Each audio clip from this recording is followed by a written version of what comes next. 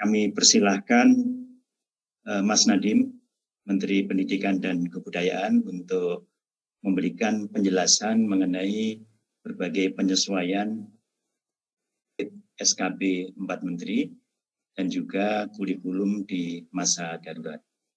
Bapak Kepala BNPB rupanya akan ada acara lebih lanjut, dan terima kasih atas arahannya tadi, dan kami persilahkan apabila akan menuju acara berikutnya.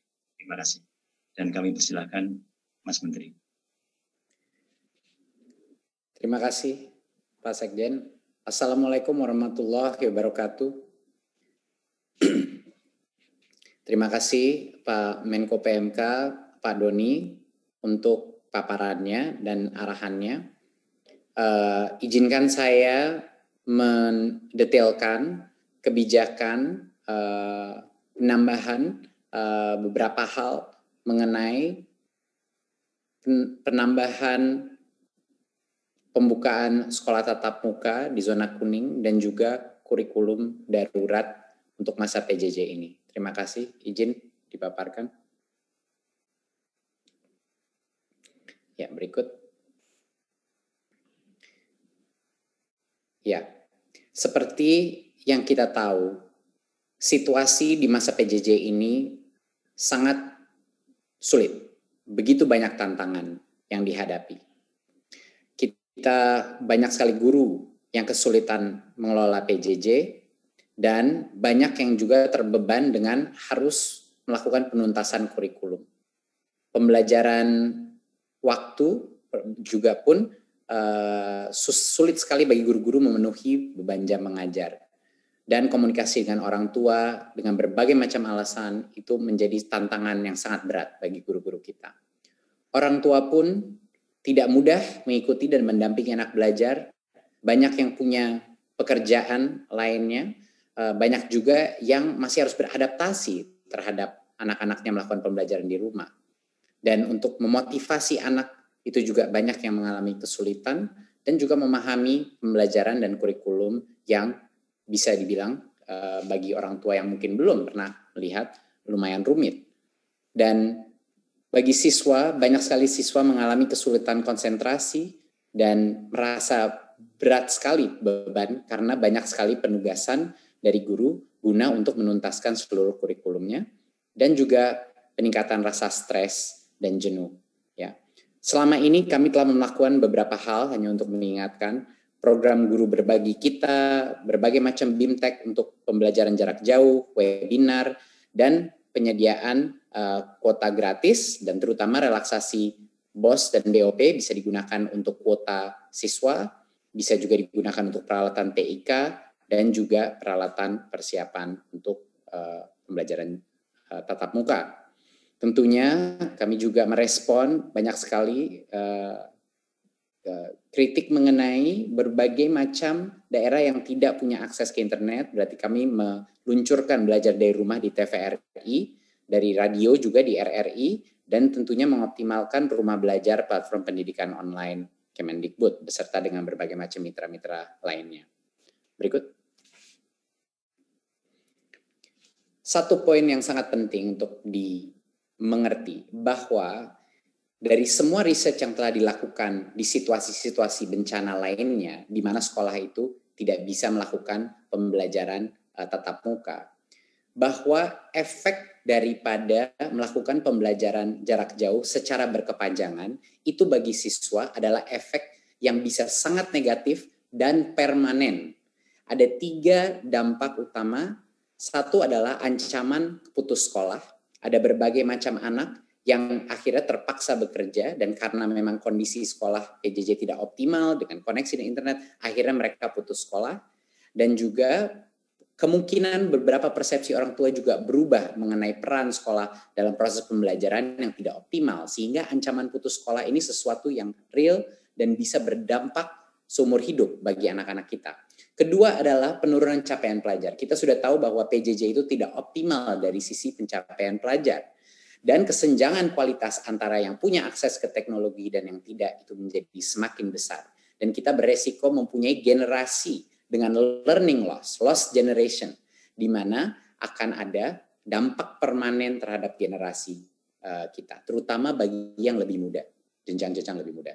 Dan tentunya banyak sekali keluar riset mengenai peningkatan kekerasan pada anak dan resiko psikososial, ya, dengan stres di dalam rumah, tidak bisa keluar, tidak bertemu temannya, dan lain-lain. Jadi dampak psikologis, dampak masa depan anak-anak kita untuk melakukan PJJ secara berkepanjangan ini real. Berikut, itulah alasannya kenapa kita harus punya 2 prinsip kebijakan pendidikan di masa pandemi COVID-19, di mana 4 kementerian ini sepakat bahwa ada prinsip kesehatan dan keselamatan yang harus kita prioritaskan senantiasa. Tapi juga ada prinsip kedua, yaitu apa yang terbaik untuk anak-anak kita dan masa depan generasi penerus bangsa kita juga harus menjadi pertimbangan. Karena efek daripada bagi yang tidak bisa melakukan pembelajaran jarak jauh juga sangat negatif dan sangat permanen bagi anak-anak generasi kita. Jadinya tidak boleh kebijakan pemerintah itu dimensional, hanya satu dimensi saja, tapi juga harus mementingkan apa yang terbaik untuk masa depan anak kita juga. Berikut. Untuk mengantisipasi semua konsekuensi negatif ini, kami beserta 3 kementerian lainnya mengimplementasikan perluasan. Yang pertama adalah ada 2 hal. Pertama adalah perluasan pembelajaran tatap muka untuk yang zona kuning. Dan yang kedua adalah meluncurkan kurikulum darurat untuk memberikan fleksibilitas bagi semua peserta didik dan guru, penyederhanaan dan bantuan spesifik untuk bisa mengerjakan dan mengoptimalkan PJJ. Berikut. Mari kita masuk sekarang kepada perluasan pembelajaran tatap muka untuk zona kuning. Yang tadinya hanya zona hijau, sekarang ke zona kuning. Nah, artinya ada sekitar 43% daripada peserta didik kita di dalam zona hijau dan kuning. Dan banyak sekali mayoritas daripada daerah tertinggal dan terluar di Indonesia ada di zona hijau dan kuning. Untuk itu kita akan merevisi SKB untuk memperbolehkan, ya, itu kata kuncinya, memperbolehkan, bukan memaksakan, memperbolehkan pembelajaran tatap muka dengan mengikuti protokol kesehatan yang ketat. Dan semua data mengenai zonasi kuning, hijau, dan lain itu berdasarkan data satuan tugas Satgas Nasional COVID-19. Jadinya ini yang menentukan dan mengkategorisasikan itu semua dari gugus tugas, bukan di Kemendikbud. Tapi kita merancu kepada standar kesehatan dan monitoring program COVID yang ada di gugus tugas. Ya. Jadi untuk diperjelas, bagi yang zona merah dan zona oranye tetap dilarang melakukan pembelajaran tatap muka di satuan pendidikan. Mereka melanjutkan belajar dari rumah. Tapi untuk zona hijau dan kuning diperbolehkan, bukan dimandatkan, bukan dipaksakan, tapi diperbolehkan kalau berkenan untuk melakukan pembelajaran tatap muka, tapi tentunya dengan protokol-protokol yang akan saya diskusikan berikutnya. Berikut. Ya. Walaupun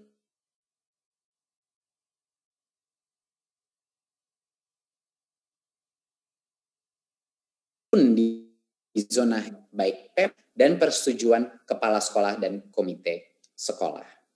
Jadinya mohon dipahami sekali lagi bahwa dengan adanya SKB revisi ini, bagi yang zona kuning dan hijau itu diperbolehkan, tetapi walaupun diperbolehkan, kalau Pemdanya dan kepala dinasnya atau kepala kanwilnya merasa belum siap, mereka tidak harus mulai pembelajaran tatap muka. Dan kalaupun Pemdanya atau kepala dinasnya menentukan mereka siap untuk melakukan pembelajaran tatap muka, masing-masing kepala sekolah dan komite sekolah boleh memutuskan bahwa di sekolah tersebut mereka belum siap melakukan pembelajaran tatap muka. Dan satu level lagi, bahkan kalau sekolahnya pun mulai melakukan pembelajaran tatap muka, kalau orang tua murid tidak memperkenankan anaknya untuk pergi ke sekolah karena masih tidak nyaman dengan resiko COVID, itu adalah prerogatif dan haknya orang tua. Ya, jadi ini yang harus dipertekankan. Walaupun diperbolehkan di zona hijau dan kuning untuk membuka pembelajaran tatap muka, tetapi bukan artinya harus. Ya, kita masih mementingkan otonomi dan prerogatif terhadap setiap pemerintah daerah, setiap kepala sekolah dan komite sekolah, dan setiap orang tua di Indonesia. Ya, harus dengan persetujuan semua. Berikut. Untuk zona hijau dan zona kuning, pembelajaran tatap muka bisa dilakukan untuk tahap SMA, SMK, SMP, dan SD. Untuk PAUD, hanya bisa dilakukan 2 bulan setelah mulainya implementasi tatap muka tersebut. Jadi kami memilih untuk menunda PAUD karena protokol kesehatan di level PAUD resikonya lebih sulit untuk melaksanakan protokol kesehatan dengan anak umur TK. Berarti untuk yang SD dan SMP dan SMA diperbolehkan kalau kepala sekolahnya tentu menginginkan dan kepala dinasnya sudah siap, boleh melakukan tatap muka. Tapi PAUD tidak dulu, kita tunda dulu 2 bulan untuk memonitor, baru PAUD boleh memulai. Berikut. Untuk madrasah dan sekolah berasrama di zona hijau dan kuning, pembukaan dilakukan secara bertahap. Kita lebih hati-hati dengan madrasah dan sekolah berasrama. Kita ada masa transisi selama 2 bulan pertama, baru kita akan melakukan implementasi kebiasaan baru. Ya, jadinya ini adalah untuk madrasah dan sekolah berasrama. Ada masa transisinya. Berikut. Dan untuk SMK, sama yang kita lakukan di perguruan tinggi. SMK di semua zona maupun perguruan tinggi di semua zona boleh melakukan pembelajaran praktik di lingkungan sekolah. Bukan pembelajaran teori, ya, hanya pelajaran praktik, yaitu pelajaran produktif yang harus menggunakan mesin-mesin, tapi dengan protokol kesehatan yang diperketatkan. Jadinya untuk SMK maupun perguruan tinggi di mana ada proyek-proyek praktek produktif yang harus menggunakan mesin, harus menggunakan laboratori, ini diperkenankan untuk ke sekolah melaksanakan tugas praktek dan produktif tersebut, apalagi yang dapat menentukan kelulusan mereka. Ini agar kelulusan masing-masing lulusan SMK kita dan juga perguruan tinggi kita itu terjaga, kelulusan mereka terjaga agar tidak terdampak kepada masa depan mereka. Ya, semua pembelajaran teori dan pembelajaran mata pelajaran yang bersifat teori masih harus dilakukan dengan pembelajaran jarak jauh. Ini hanya untuk praktek-praktek produktif, mata pelajaran produktif yang membutuhkan penggunaan mesin dengan protokol kesehatan yang ketat. Berikut. Ya. Ini mengulang lagi kemarin seperti yang kita lakukan di zona hijau. Apa saja pada saat melakukan pembukaan pembelajaran tatap muka, apa saja standar protokol. Banyak yang mungkin mengira bahwa dengan adanya pembelajaran tatap muka itu seperti sekolah normal lagi. Ini tidak benar sama sekali. Sangat berbeda situasi sekolah yang buka tatap muka dengan sekolah biasa pada masa pra-pandemi. Contohnya, untuk pendidikan dasar dan menengah, semua kelas harus maksimal 18 peserta didik di dalam kelas, yang biasanya sampai 36. Jadi kapasitasnya itu maksimal 50% untuk semua pendidikan dasar dan menengah. Dengan jarak minimal 1,5 meter dari satu bangku ke bangku yang lainnya. Untuk SLB sama standarnya tapi maksimum 5 peserta didik per kelas, dan untuk PAUD yang nanti dengan 2 bulan ke depan setelah itu maksimal hanya 5 peserta didik di dalam kelas. Jadinya bahkan kalau sekolah dan Pemdanya sudah siap untuk membuka sekolah, pada saat mereka melakukan itu, kapasitas itu harus dilakukan mau tidak mau dengan cara shifting, dan kapasitas diturunkan secara dramatis. Terutama untuk SD, SMP, dan SMA itu 50%. Jadi mereka harus melakukan sistem rotasi.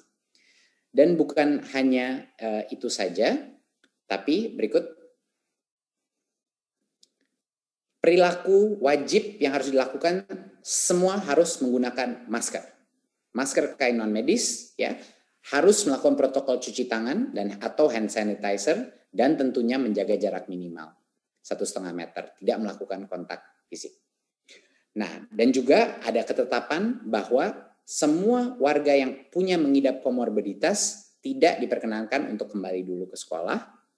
Ya, dan bagi yang memiliki gejala COVID-19 dalam keluarga juga peserta didik maupun pendidik tidak boleh diperkenankan masuk sekolah. Semua aktivitas yang pra-pandemi itu ada, misalnya berkumpul di kantin, melakukan kegiatan olahraga dan ekstrakurikuler, dan berbagai macam kegiatan lainnya tidak diperkenankan pada saat ini. Jadi walaupun melakukan pembelajaran tatap muka, tetapi tidak ada aktivitas-aktivitas sosialisasi, perkumpulan antara rombel tidak diperkenankan di dalam sekolah. Berikut. Dan kepala sekolah wajib melakukan pengisian daftar checklist. Ini adalah checklist yang kami juga dapatkan dari Kemenkes, standar Kemenkes dan gugus tugas untuk checklist kesiapan melakukan pembelajaran tatap muka. Nomor 1 adalah kesediaan sarana sanitasi dan kebersihan. Nomor 2 adalah kemampuan mengakses fasilitas layanan kesehatan. Ketiga, kesiapan menerapkan wajib masker. Keempat, memiliki termogan untuk mendeteksi suhu tubuh. Kelima, adalah untuk memetakan warga satuan pendidikan yang tidak boleh melakukan kegiatan di satu pendidikan, ya, siapa yang belum boleh kembali ke sekolah. Dan yang keenam adalah kesepakatan beserta komite satuan pendidikan, yaitu komite dengan orang tua, bahwa mereka akan melakukan pembelajaran tatap muka. Seperti yang jelas seperti ini standar Kementerian Kesehatan, kami menggunakan standar mereka. Jadi tidak begitu mudah, bahkan kalau untuk area yang ingin melakukan tatap muka, standarnya sangat ketat dan mereka harus memenuhi checklist ini dan harus dimonitor oleh Pemda untuk memastikan mereka melaksanakan checklist ini sebelum melakukan pembelajaran tatap muka. Berikut. Implementasi dan evaluasi pembelajaran tatap muka adalah tanggung jawabnya pemerintah daerah yang didukung oleh pemerintah pusat. Ini sangat penting bahwa semua elemen dinas pendidikan, kesehatan, beserta dengan kepala satuan pendidikan, para kepala sekolah agar terus berkoordinasi dengan satuan tugas percepatan, dengan Satgas COVID-19 untuk memantau tingkat resiko COVID-19 daerah. Karena ini haknya Pemda untuk sekarang membuka pembelajaran tatap muka, ini juga tanggung jawabnya Pemda untuk memastikan bahwa implementasinya dan evaluasinya dilakukan secara efektif dan kami di pemerintah pusat siap mendukung dengan berbagai macam bantuan yang dibutuhkan, baik dari sisi kebijakan, baik dari sisi anggaran dan lain-lain. Ya, tapi harap dimengerti bahwa hak mau buka tatap muka sekolah apa tidak itu ada di Pemda, ada di kepala sekolah, dan bahkan untuk masing-masing peserta didik ada juga di masing-masing orang tua. Itu adalah hak mereka untuk menolak berpartisipasi di dalam pembelajaran tatap muka. Dan jangan dilupakan bahwa kalau indikasi zonanya berubah, misalnya ke oranye ataupun merah, satuan pendidikan wajib ditutup kembali. Ya. Kalau zonanya berubah statusnya, satuan pendidikan wajib ditutup kembali. Berikut.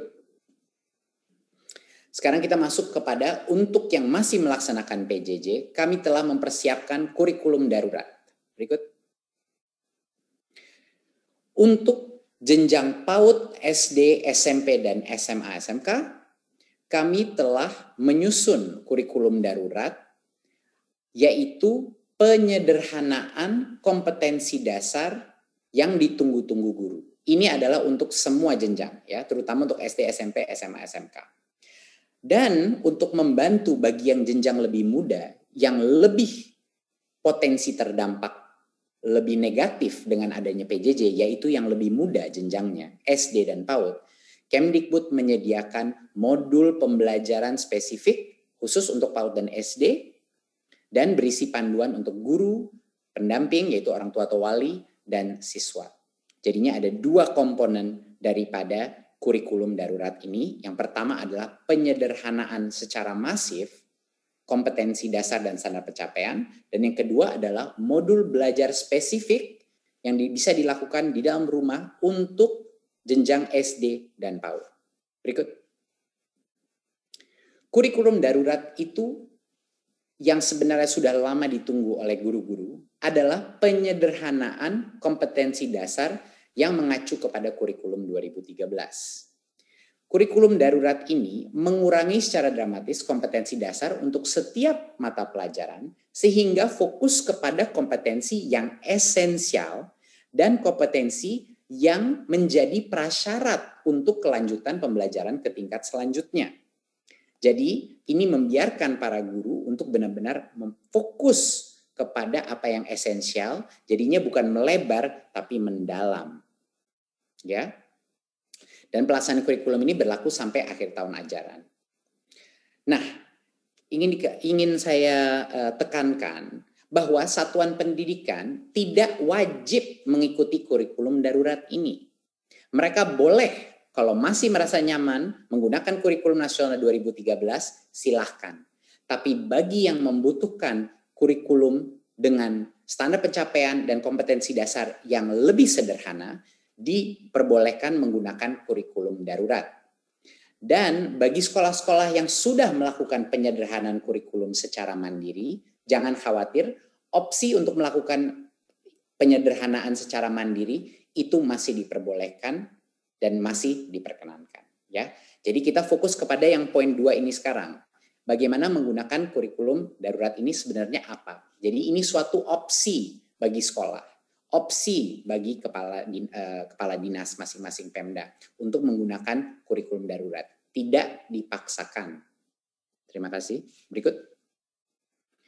Nah, ini sekedar ilustrasi beberapa contoh kompetensi-kompetensi dasar per mata pelajaran. Ini mohon diingat, ini bukan semua mata pelajaran, masih ada lagi mata pelajaran tapi tidak muat di dalam slide ini. Jadi ini sekedar ilustrasi bahwa besar sekali jumlah kompetensi dasar yang dikurangi untuk menyederhanakan fokus dan agar berfokus kepada kompetensi esensial dan kompetensi prasyarat untuk kelanjutan pembelajaran. Jadi apa yang kita lakukan di Kemdikbud? Kita melihat seluruh kompetensi dasar berdasar per mata pelajaran dan kami memilih kompetensi dasar yang terpenting yang menjadi foundational atau esensial yang akan menjadi building block ya atau akan menjadi fondasi daripada pembelajaran berikutnya dan level kompetensi berikutnya. Dan ini adalah juga kompetensi-kompetensi yang sangat penting untuk memenuhi prasyarat untuk maju ke tahap berikutnya.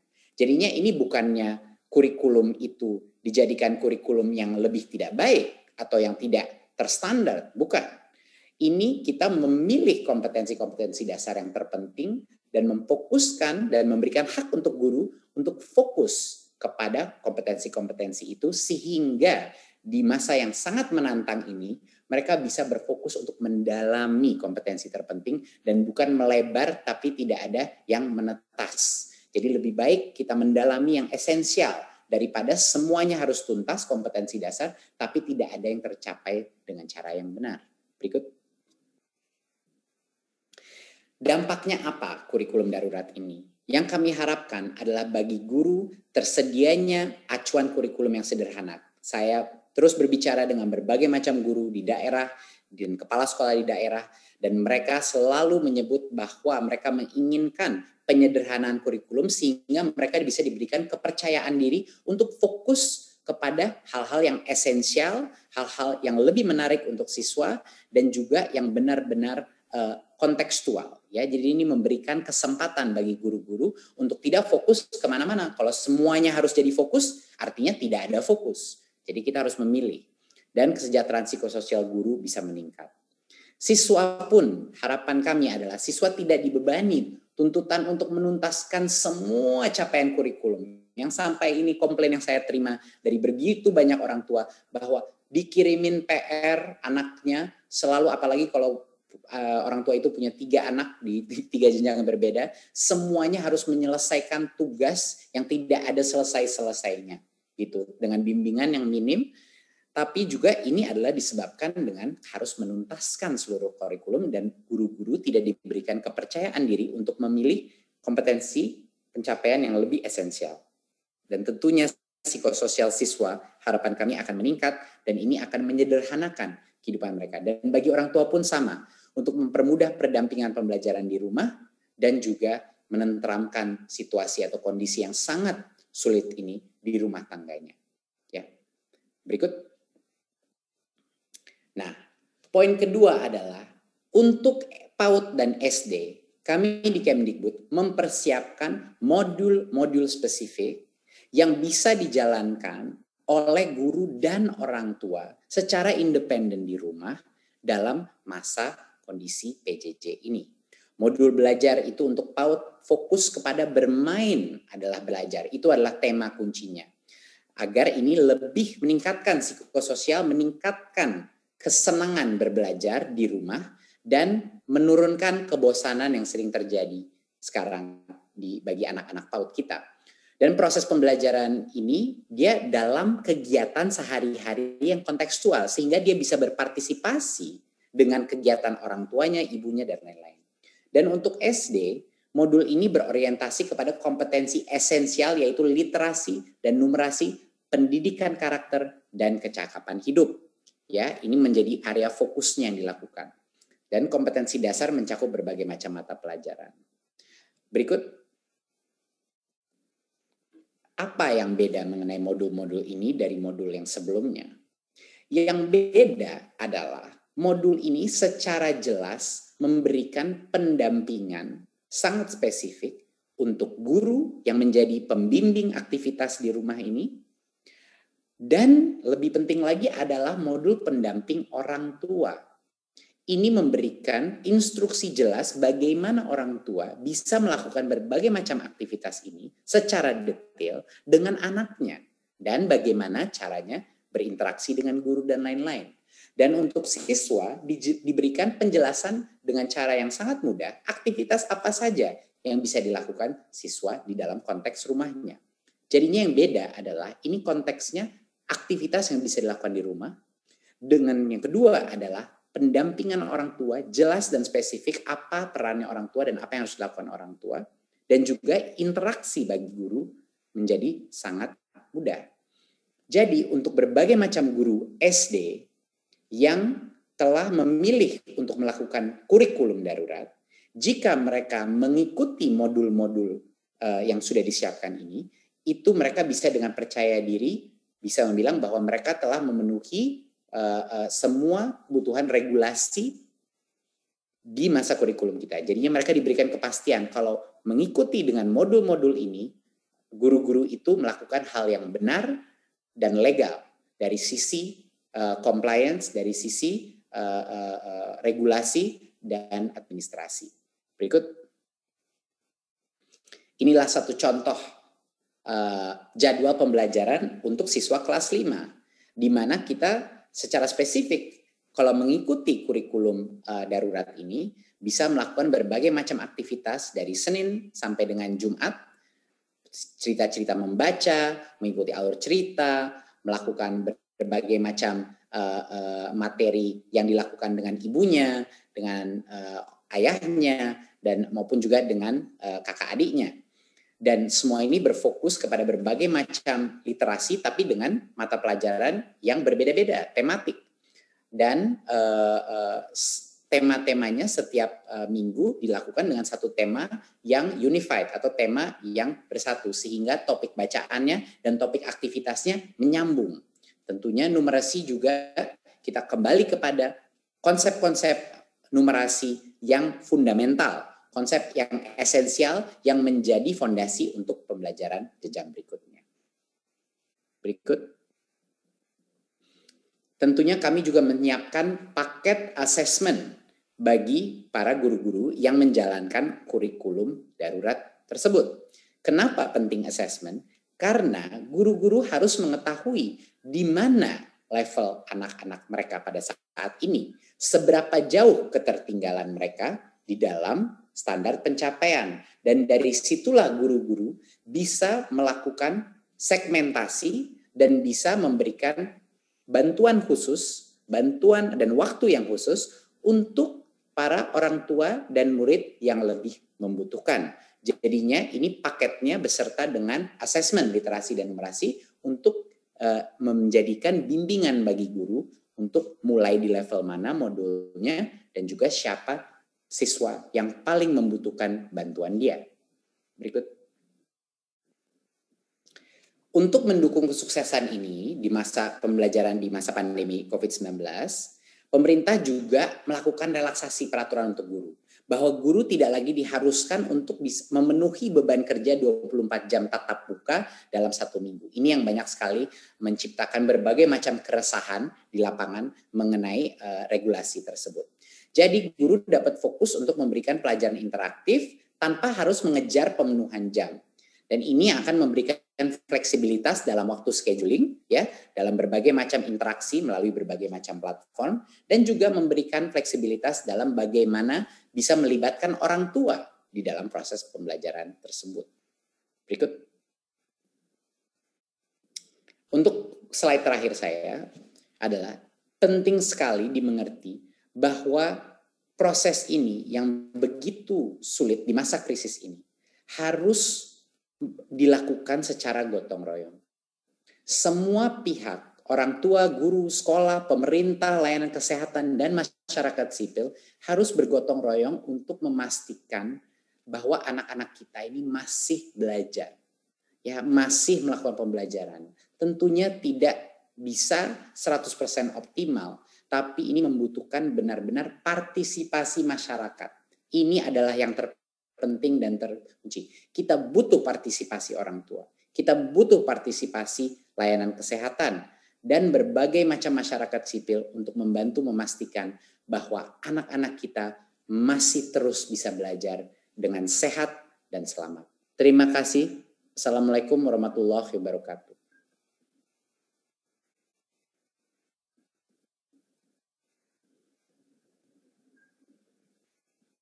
Waalaikumsalam warahmatullahi wabarakatuh. Terima kasih Mas Menteri atas penjelasannya mengenai penyesuaian kebijakan dalam SKB dan juga mengenai kurikulum khusus masa darurat. Selanjutnya ada beberapa pertanyaan dari awak media. Mohon Mas Menteri bisa menjawab. Pertama dari jurnas.com yang menanyakan sampai kapan kurikulum darurat ini akan diberlakukan, kemudian bagaimana menjamin transisi kurikulum bisa berjalan mulus. Silakan Mas. Baik, terima kasih. Kurikulum ini sesuai dengan Permendikbud kita akan selama 1 tahun ajaran ke depan ini, ya. Dan kami akan senantiasa melakukan monitoring dan evaluasi untuk melihat apa yang bisa kita mungkin sempurnakan secara bertahap di kurikulum ini. Jadinya kesinambungan sebenarnya tidak ada perubahan. Nah, ini mohon dipahami. Ini adalah sebenarnya kurikulum 2013. Tidak ada perubahan kurikulumnya, tapi ada penyederhanaan. Ada perampingan dari kompetensi dasar yang tadinya banyak sekali menjadi jauh lebih ramping dan fokus kepada yang esensial. Jadinya inilah untuk menjawab pertanyaan mengenai kesinambungan.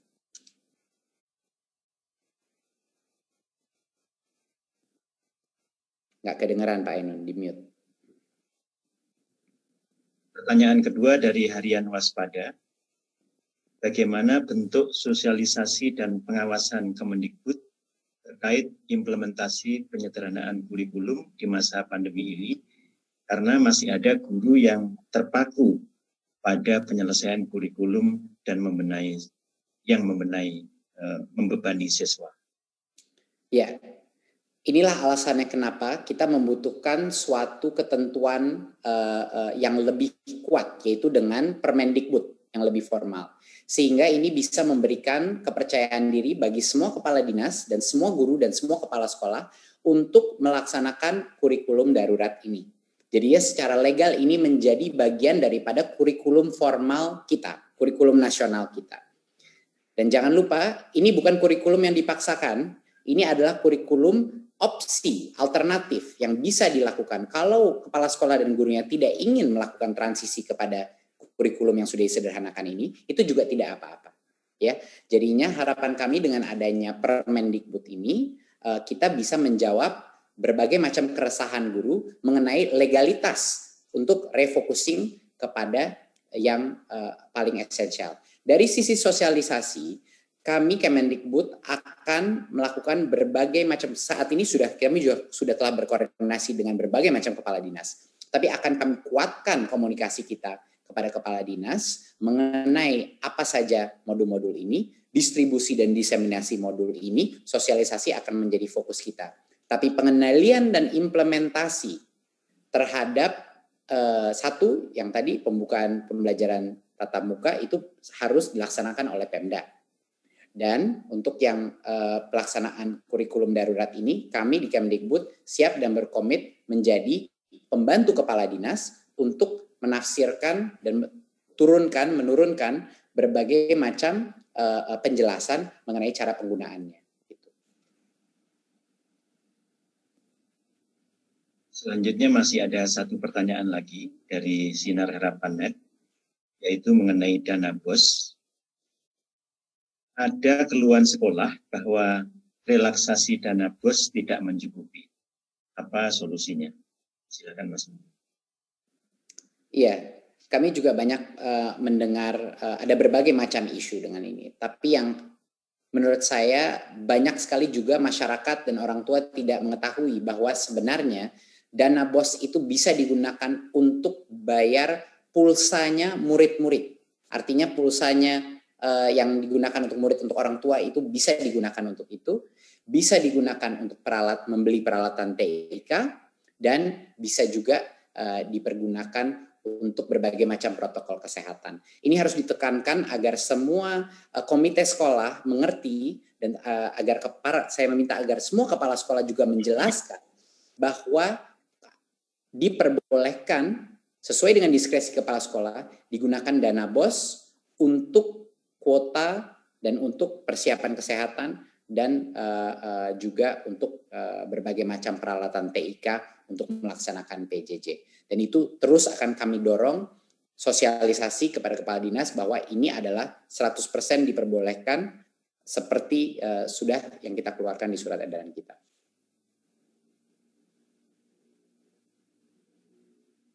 Terima kasih Mas Menteri atas jawabannya terhadap pertanyaan-pertanyaan yang disampaikan oleh media.